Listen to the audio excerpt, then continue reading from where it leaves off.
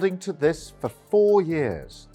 We're confident we have a plan that can move our country forward, end the cost of living crisis. But give us in a few years' time the kind of government we need to turn round the decline in this country.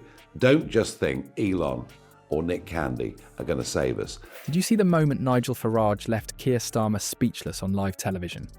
In what's being called one of the most brutal takedowns in recent political debate, Farage exposed the Labour leader's inconsistencies on immigration policy with surgical precision. Starmer's fumbling response has already become a viral sensation, with political commentators across the spectrum noting how unprepared he seemed for Farage's direct questioning.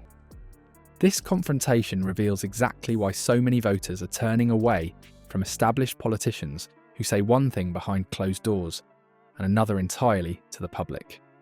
Of specialist officers, public duty officers, so that we'll have enough officers to deal with this where we need them. TV station, there's no national newspaper, Belgium is not a nation, and maybe that's why you're happy to sign up to a higher European level. Before we move on, I'd like to ask you a small favour. If you appreciate this content, please take a second to like this video and subscribe to the channel. Over 98% of you watch the videos without subscribing. It costs you nothing, but it makes a huge difference to us. So, did you click the subscribe button? Great. Thank you so much. Now, back to the video. The moment the camera panned to Nigel Farage, you could almost feel the temperature drop in the studio. For the UK National Crime Agency, and advanced data exploitation improvements for the NCA to boost our collaboration with European partners. Tories have failed us completely, betrayed us completely. Labour are utterly hopeless. You all know the country's going down the tubes. For nearly 20 minutes, he'd been waiting, watching Keir Starmer dance around immigration questions with the practiced evasion of a career politician. But Farage, with the patience of a predator, knew exactly when to strike. Let me be absolutely clear about what's happening here, Farage began, his voice steady but charged with purpose. As the Reform UK leader leaned forward, Starmer's posture stiffened, a subtle tell that didn't escape the viewers at home. This wasn't going to be the standard political theatre of polite disagreement. This was going to be an ambush with facts as ammunition. What made this confrontation particularly devastating was its timing. Farage had strategically waited until Starmer had finished outlining Labour's supposed tough stance on immigration. In doing so, not just do the right thing, but maybe mend some fences between this government and the incoming. It is organised, violent thuggery, and it has no place on our streets or online. The Labour leader had just finished claiming his government would take control of Britain's borders, when Farage interjected with a simple question. If you're so committed to reducing immigration, why have energy bills increased under your watch instead of decreasing as promised? The non sequitur caught Starmer off guard.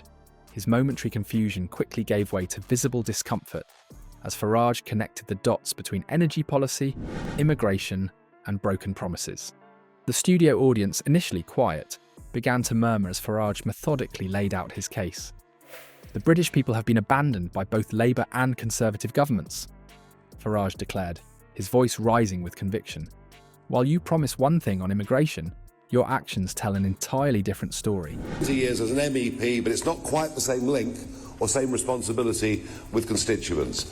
I will do my absolute best to put Clacton on the map. Coordinated, we went through some of the numbers.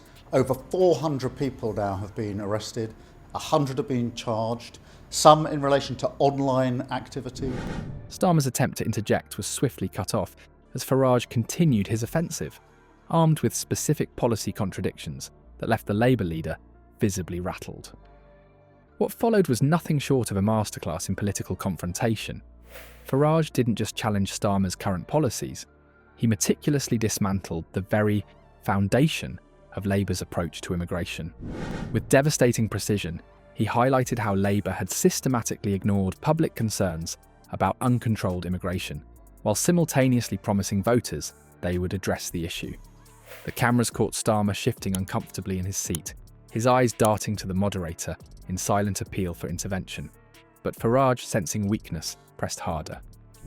You stand there claiming to understand the concerns of everyday Britons, yet your party has become completely disconnected from the voters you claim to represent, he charged, referencing Labour's failure to deliver on energy costs while immigration numbers continued to rise. The audience reaction shots told the story better than any commentary could. Close-ups revealed stunned expressions, nodding heads, and even a few audible gasps as Farage continued his relentless critique. One middle-aged man in the front row was caught on camera mouthing, "He's right," to his neighbour. We're all in it together.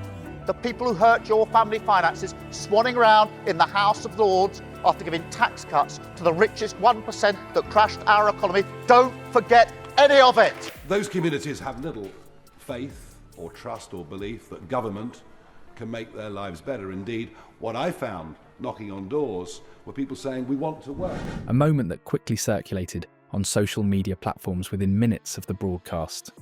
Perhaps the most damaging part of Farage's attack came when he presented what he claimed was evidence of Starmer's previously undisclosed meetings with EU officials. Meetings that supposedly contradicted the Labour leader's public stance on border control. While the debate moderator attempted to steer the conversation back to domestic policy, the damage was done. Starmer's subsequent defence appeared increasingly incoherent as he struggled to reconcile his public promises with the policies Farage had just exposed. As the exchange intensified, Starmer's responses became noticeably defensive.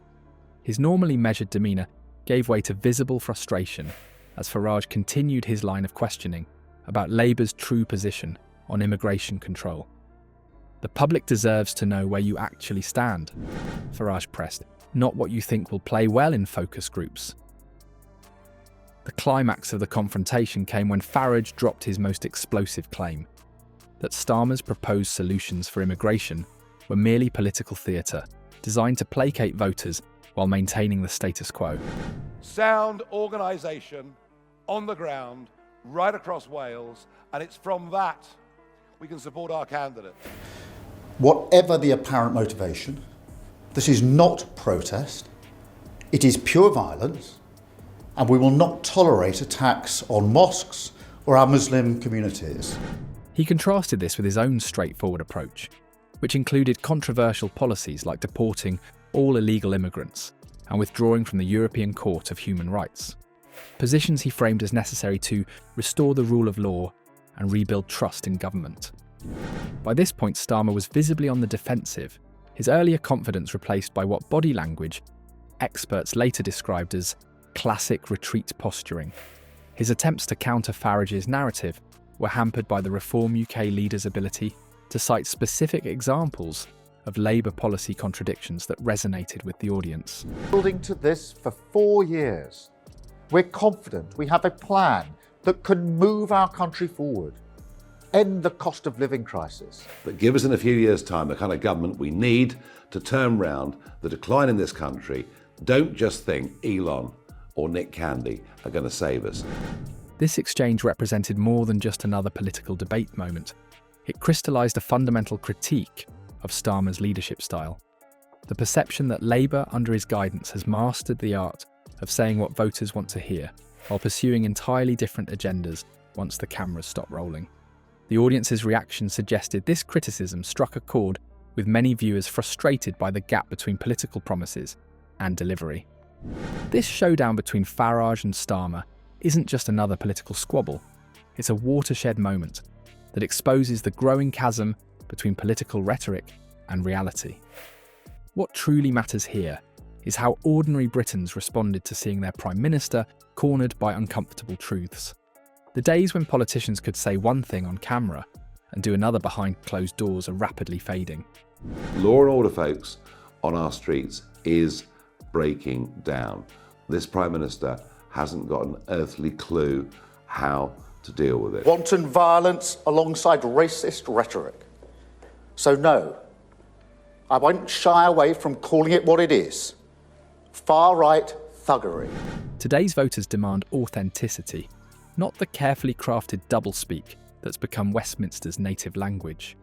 The real question now isn't about Farage's tactics or Starmer's discomfort. It's whether this confrontation will finally force genuine accountability from a political class that's mastered the art of elegant evasion.